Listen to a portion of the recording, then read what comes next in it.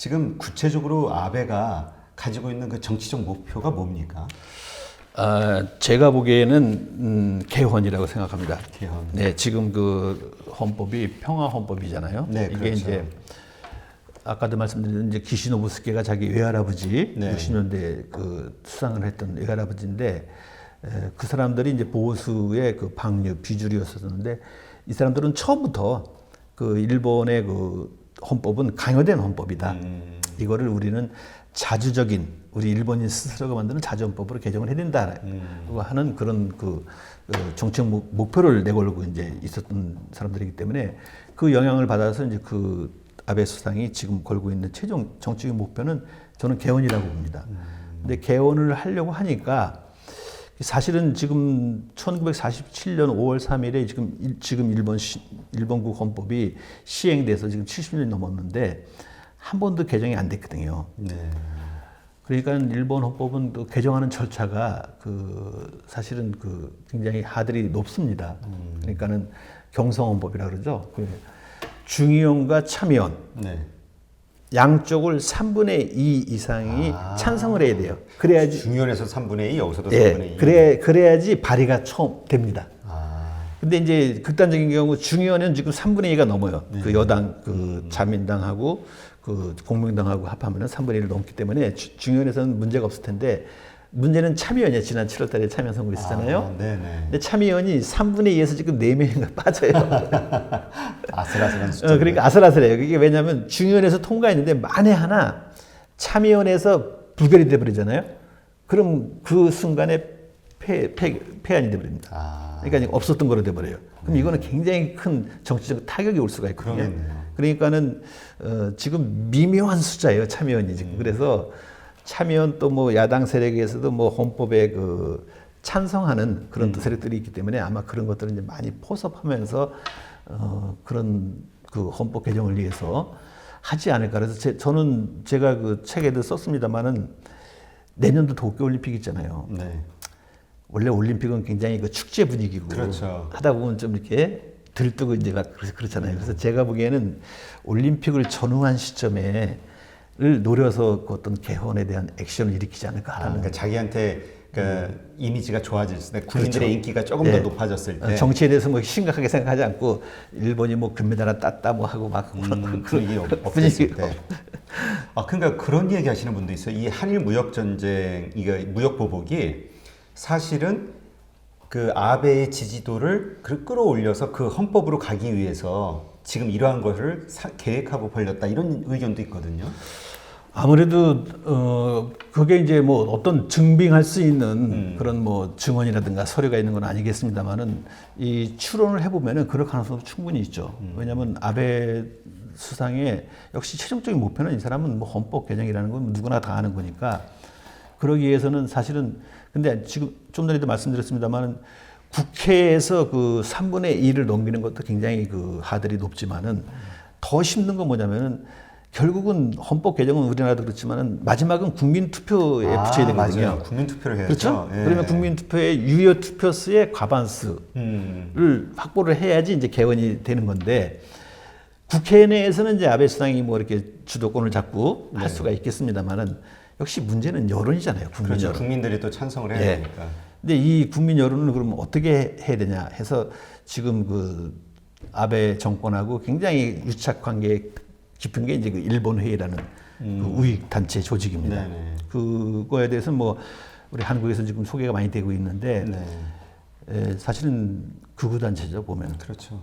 근데 이 단체들이 그 도쿄에도 뭐 물론 본부를 갖고 있습니다만 일본에는 그 47개 도도부현이라고 해서 그게 광역자치단체거든요. 우리나라 도 광역시처럼 그 47개 전부 본부를 두고 있습니다. 그리고 각 시정청 기초자치단체에도 막 300개 정도 되는 그런 또 그 지부를 두고 있고 아주 점조직처럼 뿌리 내렸네요. 점점 뿌려냈죠. 뭐 해외까지 두고 있다고 할 정도로. 그러니까 이 일본 회의라는 그 우익 단체에서 계속 헌법 개정을 위한 개헌을 위한 홍보라든가 이런 이벤트라든가 이런 걸 뭐 계속 활동을 합니다. 그러니까 정부는 그런 의지를 갖고 끌고 가고 있고, 그렇죠. 아베는 밑에서는 국민들을 그렇죠. 그 우리가 여론을 필요하다, 형성하면서 예. 그걸 하기 위해서.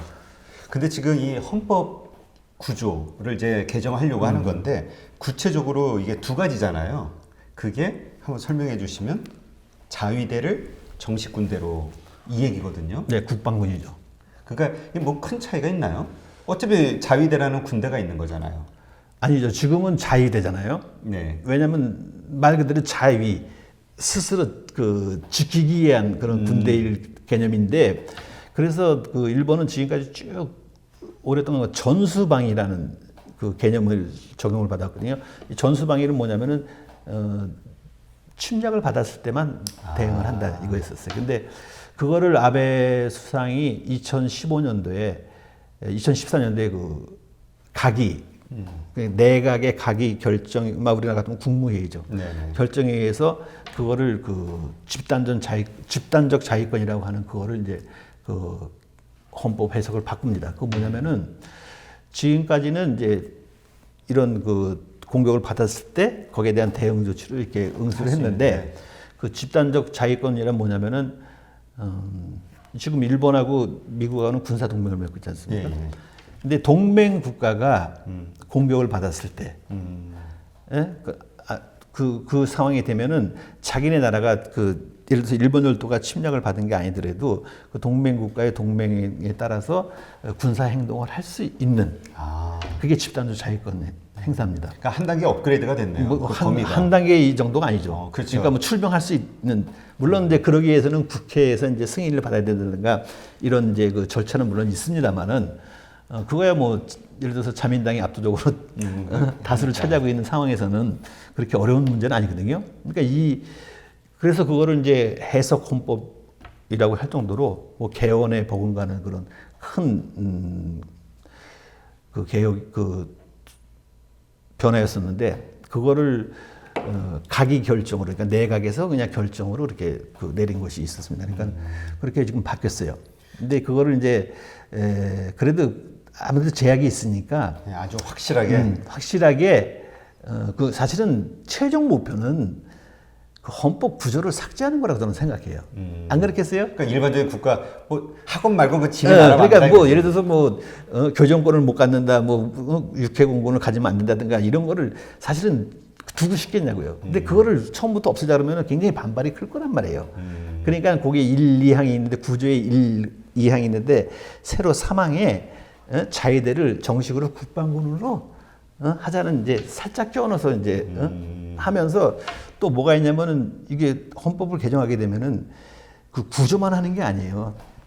그 나머지도 있지 않습니까? 예를 들어서 이 헌법이 실시되고 70년이 지났기 때문에 여러 가지가 시대에 그 반영되지 못한 그런 내용들도 있거든요. 사실은 예를 들어서 뭐 그 기본적인 인권에 관한 문제라든가 뭐 70년 전에 비하면 지금의 뭐 젠더 문제라든가 이런 것들은 굉장히 많이 바뀌고 환경권의 문제라든가 많이 있잖아요. 네. 사실은 그런 것들도 이제 같이 이제 껴놓을 거예요. 그리고 그러면서 이제 69조라는 게 있는데 이건 뭐냐면요. 그 헌법 개정 절차예요. 지금 아까 말씀드린 대로 중의원과 참의원의 3분의 2의 찬성이 있어야 발의할 수 있다는 그 절차를 조금 완화시킬 수 있습니다. 그건 뭐냐면은 지금 3분의 2에서 뭐 과반수를 한다든가 이런 식으로 슬쩍 껴놓기로 해서 그러니까 지금 이제 좀 여러 가지 자기네가 바꿀 수 있는 시스템을 네. 약화시켜서 그래 놓고서 일단 개헌을 국방군 편입 정도로 해놓고 그 다음에 또 때 되면 또 한 번 더 개헌을 하면 되거든요. 그때는 이제 구조를 완전히 폐지할 수도 있는 거고. 그러니까 이게 갑자기 처음 이제 70년 지나서 처음 하는 개헌인데 그 구조 그 평화헌법의 상징 같은 구조의 1, 2항을 이거를 뺄 수는 없거든요. 그러니까 그렇죠. 그런 단계적인 어떤 개헌을 일본의 그 보수 우익 세력들은 아마 계획하고 있지 않을까라는 그런 추론을 해볼 수가 있습니다. 근데 이제 지금 좀 전에 말씀하셨지만 그 일본 회의 그 정말 막 어떻게 보면 이제 일본 우익 시민 조직인 거잖아요. 그렇죠. 우익이죠. 예. 근데 이렇게 나온 어떤 그 뉴스라든가 이런 것들을 보니까 단순한 시민 조직의 범위를 넘어선 아주 대규모더라고요. 아까 말씀하셨듯이 이 일본 회의의 목표도 헌법 개정인 건가요? 그렇죠. 일본 회의가 일본 회의를 말씀드리면 이게 이제 1997년에 네. 그 전에 있던 이제 두 개의 우파 단체, 뭐 일본을 지키는 모임하고 일본을 지키는 국민회의라는 것을 이제 통합하면서 지금의 일본회의라는 그 우파 단체가 이제 생겼습니다. 네. 그래서 여기서 이제 내걸고 있는 게 지금 이 일본회의가 내걸고 있는 테마가 5가지가 있는데 여기 제가 소개를 해드릴게요. 첫 번째가 천황, 그러니까 황실이죠. 네. 우리 이제 일왕이라고 합니다만 그 천황제의 수호와 그 숭배. 그리고 두 번째로는 현행헌법, 그러니까 지금의 평화헌법이죠. 네. 현행헌법과 그로 상징되는 전후체제의 타파. 그러니까 전후체제가 너무 뭐랄까 자학사관으로 뭐 침략 전쟁을 침략해서 미안하다든가 이런 것들이 이건 아니다 이거죠. 대동아 공영권 우리는 아시아를 외세 유럽의 열강에 의해서 제국주의로부터 해방을 시켰다라는 그런 마인드를 갖고 있는. 그리고 이제 세 번째가 이제 애국적인 교육의 추진. 이거는 이제 교육기본법이라는 걸 개정해서 하는 거 나중에 말씀드릴게요. 그리고 네 번째가 이제 전통적인 가족 간의 고집해서 일본은 지금 그 성이 결혼을 하게 되면 성이 바뀌잖아요. 네. 남편 성을 따라가죠. 예. 근데 민법으로는 뭐 여자 성도 따라갈 수 있는데 뭐 거의 다 남자 성이죠. 근데 그거를 이제 부부 별성 제도라든가 따로따로 성을 우리 한국처럼 그냥 결혼하더라도 그냥 자기 성 자기 성을 그냥 유지하고 하고자 하는 그런 움직임들도 있었는데 그런 것들에 대해서 적극 반대를 합니다. 그러니까 굉장히 가부장적인. 그러니까 이 일본 회의라는 그 보수익 단체가 추구하는 게 명치 시대의 그러니까 완전 그 옛날 그 옛날 우리로 하면 그 시대를 회귀하고자 하는 거예요. 사실은 따지고 보면. 아주 그냥 강한 그 옛날 거를 따지는. 예, 그리고 이제 5번째가 아마 자학적인 역사관의 부정 이거거든요. 그리고 또 우리 같은 사람한테 굉장히 그 일본 회의가 직접적으로 영향을 주고 있는 게 뭐냐면은 외국인 참정권 반대. 해서 적극적으로 아주 반대 운동을 펼쳐요. 그래서 이런 식으로 보면은 지금 이제 그 딱 뭐냐면은 네. 그 150년 전에 그 명치 시대 그 시대로 돌아가고자 하는 거예요. 일본 회의의 그 주장들을 보면. 그리고 특히 뭐가 있었냐면은 그 애국적인 교육의 추진이라는 게 있는데요. 이게 아마 2006년에 그 교육기본법이라는 게 바뀝니다. 네. 근데 그 전까지는요, 그 전후 그 교육기본법이 생성되면서 사실은 그 국가보다는 개인, 그런 어떤 인권이라든가 그런 거를 존중하는 취지의 그 교육기본법이 있었는데, 그 자체가 뭐 자학사관이다라는 그런 그 국민회 같은 이런 주장이 그 있으면서, 고이즈미 아베, 그 당시에 이제 그 교육기본법이 개정이 됩니다. 어떻게 개정이 되냐면은, 그런 그 개별적인 그런 어떤 인권적인 그런 요소보다는 애국심이라든가 국가에 대한 어떤 것도 국가관이라든가 이런 식으로 애국심을 고취하는 쪽에 그 취지로 교육기본법 바뀌면서 또 그 전에 그러니까 그보다 좀 앞선 해가 됩니다만은 일본에는 그때까지는 뭐 그 우리 한국에서는 그 뭐 이렇게 하게 되면은 당연히 국민의례라는 게 있지 않습니까? 네, 네. 일본은 그게 없었어요. 사실 왜 그러냐면은 전쟁 전전에 대한 반성이라는 의미가 있어 그런 국가주의라든가 이런 것들을 굉장히 거부하는 그런 분위기가 있었거든요. 근데 그거를 이제 1999년인가 이 자민당이 국기개항법, 국기국가법이라는 그 법을 개정합니다. 그 뭐냐면은 공립학교에서는 그 일장기 있잖아요. 히로마루. 히로마루도 개항을 해내고 그리고 이제 그 국가 기미가요. 그것도 제창을 해야 되고 그거를 법제화해서 의무화시킵니다. 그러니까 지금 뭐 그 공립 초등학교라든가 중학교, 고등학교, 대학교에서는 그거를 전부 다 하고 있어요. 근데 과거에는 그런 게 없었거든요. 그러니까 이게 그 명치 전후로 가자는 이 여러 가지 일련의 행위들이 결국 이제 군국주의로 가는 거일 수도 있겠네요. 그렇죠. 그걸 그 막 되게 소망하고 되게 그리워하는. 그러니까 군국주의라기보다는 아마 저는 제국주의적인 요소가 있다고 생각해요. 무슨 차이가 있을까요? 제국주의와? 아무래도 군국주의는 이제 그 군사력만을 내세우는 그런 이미지가 있잖아요. 네네. 근데 제국주의라는 것은 군사력은 물론이지만 경제력이라든가 외교라든가 이런 모든 영향력을 지배하려고 하는 그런 영향력을 동원하면서 이렇게 팽창하는 게 제국주의라고 한다면은 딱 이 경제 보복이 그런 마인드에 딱 들어맞거든요. 그럴 수 있다. 아무래도 경제적인 사실은 이게 뭐 군사적인 충돌은 아니지 않습니까? 그렇죠. 근데 경제, 무역 이런 보복이지만 경제 보복이지만은 이거는 굉장히 우리 그 일상생활에 영향을 미치는 진짜 이거 전쟁이 될 수도 있는 거기 때문에 이런 거를 통해서 한국의 콧대를 꺾어놓겠다라는 거면 이게 제국적인 발상이라고 볼 수밖에 없는 거죠, 사실은요. 그럴 수 있겠네요. 그러면 이 일본 회의가 정치인들에게는 어떤 존재인가요?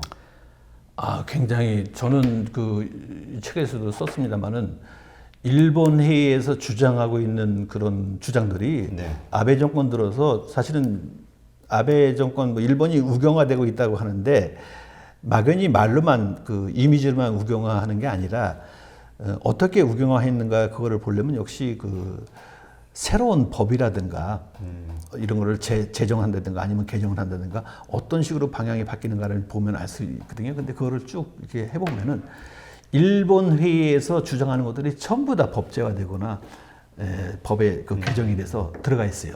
그러니까는 일본 회의와 그 아베 정권과는 굉장히 이건 뭐 상부상조 관계를 넘어서 제가 보기에는 공생관계라고 저는 보고 있습니다.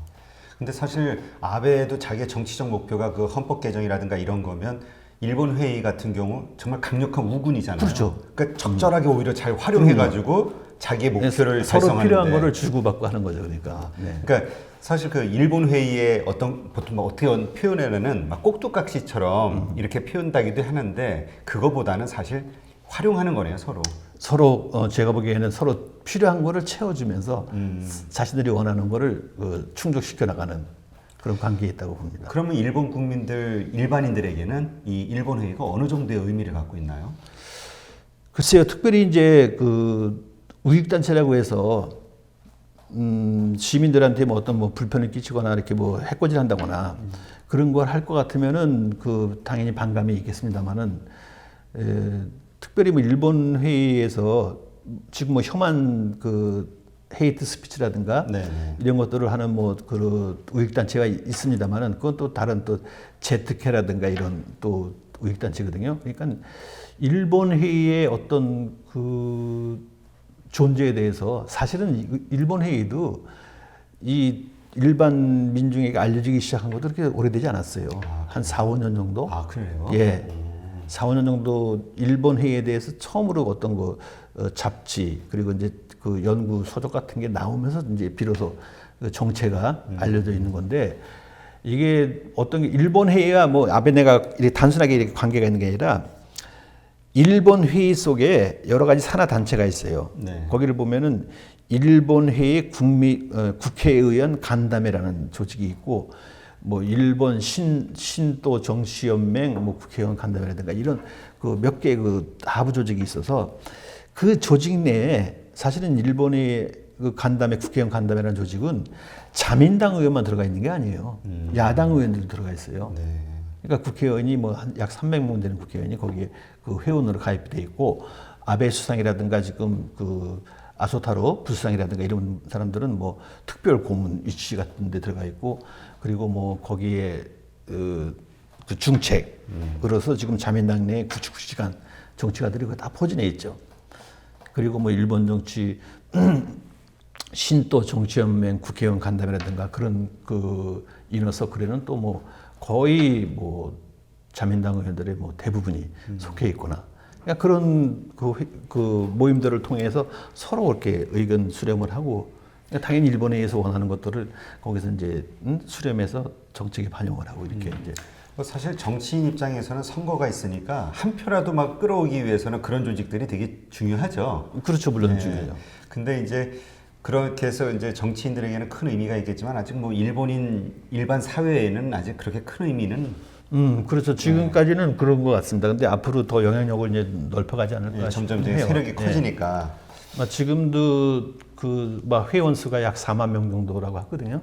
아, 그러니까 결코 뭐 일본 인구 1억 2,700만에 비하면은 크지는 않은데. 크진 않은데 중요한 거는 이제 그 회원들이 굉장히 그 아베 정권에서 원하는 아베 수상이 원하는 그런 이제 개헌을 위한 그 물밑 작업이라든가 이런 것들을 아주 그러니까 사실 어떻게 보면 친정부 조직이잖아요. 그러니까 그렇죠. 정부에서 막 여러 가지로 도와줄 수밖에 없겠네요. 그렇죠. 커지게끔.